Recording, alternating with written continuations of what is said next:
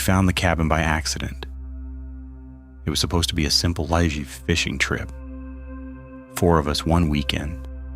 No phones, no noise. Just the lake and the trees. We searched online for something remote and eventually found a listing with barely any photos. Just an old wooden cabin by a lake, surrounded by forest. It looked perfect. The drive took longer than expected. The road turned from asphalt to gravel, then from gravel to something barely recognizable as a road at all.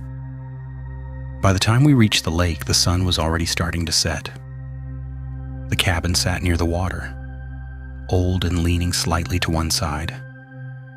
The wood looked weathered, gray from years of rain and wind. There was no other house in sight, just trees and the dark surface of the lake. It felt isolated. But that was what we wanted. The first night started normally. We unpacked, opened a few beers, and laughed about how quiet everything was. The lake barely moved. No wind, no insects, just silence. That's when the knocking came. 3 slow knocks. We all looked at each other. No one was expecting visitors. One of us opened the door. An old man stood there. He wore a yellow fisherman hat and a thick coat, even though the night wasn't that cold. His face looked pale in the fading light, and his eyes seemed tired. "Evening," he said quietly. We greeted him awkwardly. He didn't step inside, just stood there smiling slightly. "You boys fishing?" he asked. We nodded. He looked past us into the cabin, then back toward the lake. "Careful out there," he said. Then he turned and walked away slowly into the trees. None of us spoke for a moment. Something about him felt wrong. Not threatening. Just off. That night, one of my friends woke up to get water. He told us this later. He walked into the kitchen and glanced out the window. The old fisherman stood near the edge of the clearing, perfectly still, watching the cabin. He didn't move, didn't shift, just stood there. My friend knocked on the glass. The man didn't react. Then my friend turned to grab his phone. When he looked back, the man was gone. The next morning we laughed it off. But something about it stuck with us. So we called the guy who rented us the cabin. We told him about the old fisherman. There was a pause on the phone. Then he said, "There's no one living out there." We thought he was joking.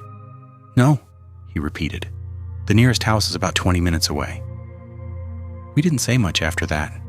He told us we were probably just tired. That night the knocking came again. 3 slow knocks. We opened the door. No one was there. But the air outside felt colder, and the lake looked different. Still. Too still. One of us swore he saw something moving near the water, a shape, standing, watching. Things got worse after that. We heard footsteps outside the cabin, slow, dragging, circling. One of us looked through the window and said he saw someone standing by the trees. Another said he heard breathing outside the wall.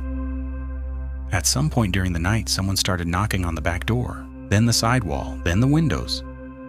But when we checked, nothing was there. Just the lake and the trees and silence. The last thing anyone heard was knocking. Slow, patient, 3 times. Then silence. The police found the cabin 2 days later. All 4 of us were inside, dead. No signs of violence, no struggle, no explanation, just 4 bodies. And outside the front door, a yellow fisherman hat.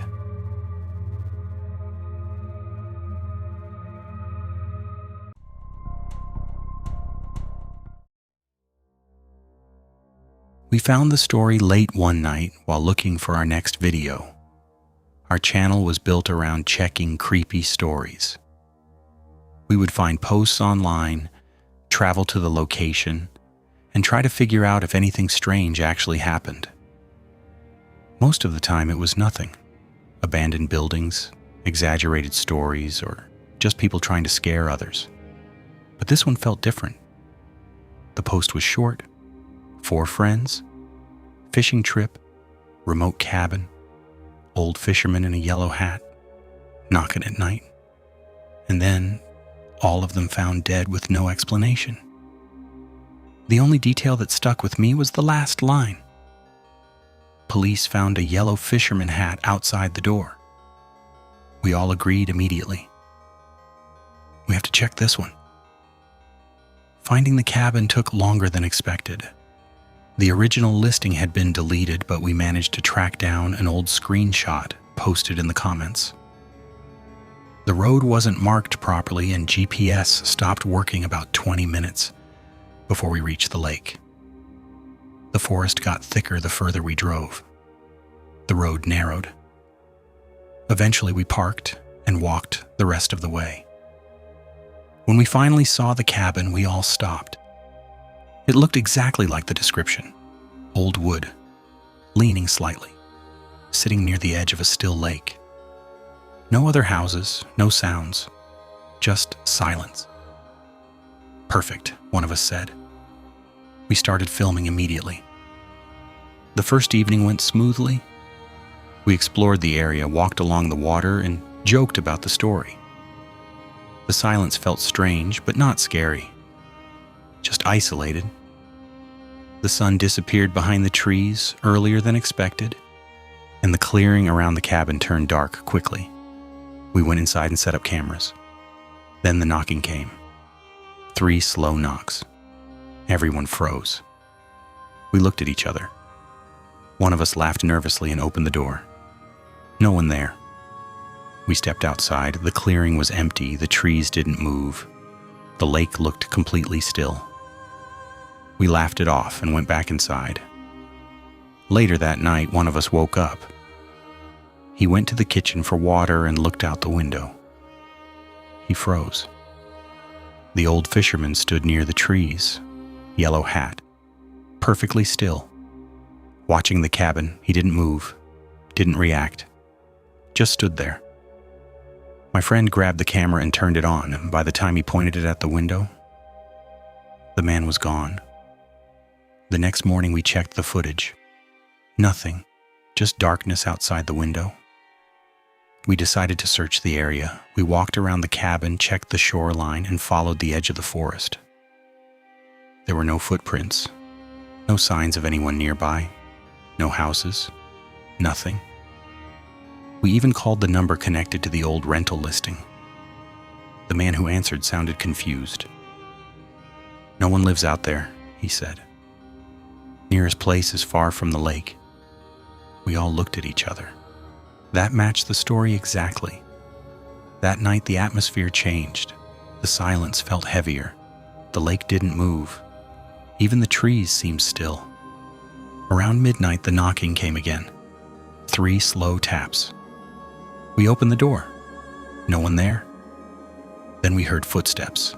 Slow, dragging, circling the cabin. We grabbed cameras and moved to the windows. Nothing outside. But the sound continued. Step, step, step. Around us. Then someone whispered, "He's at the back." We ran to the rear window. The fisherman stood near the lake. Closer this time, still, watching. We filmed him, but when we checked the screen, nothing, just empty darkness. We looked up. He was gone. Things escalated after that. Knocking on the walls, soft tapping on the windows, someone walking on the porch. Then silence. Then knocking again. At some point, one of us said he heard breathing outside the door. Another swore he saw someone standing just beyond the light. The cameras caught nothing, but we all felt it, like we weren't alone.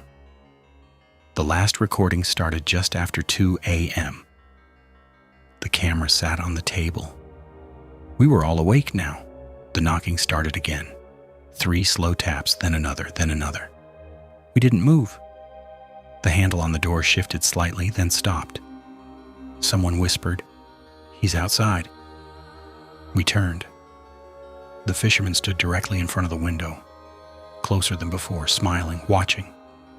Then the camera fell. The last sound recorded was knocking. 3 slow taps. The police found the cabin the next morning, all 4 of us inside, dead. No signs of violence, no explanation. Just one strange detail.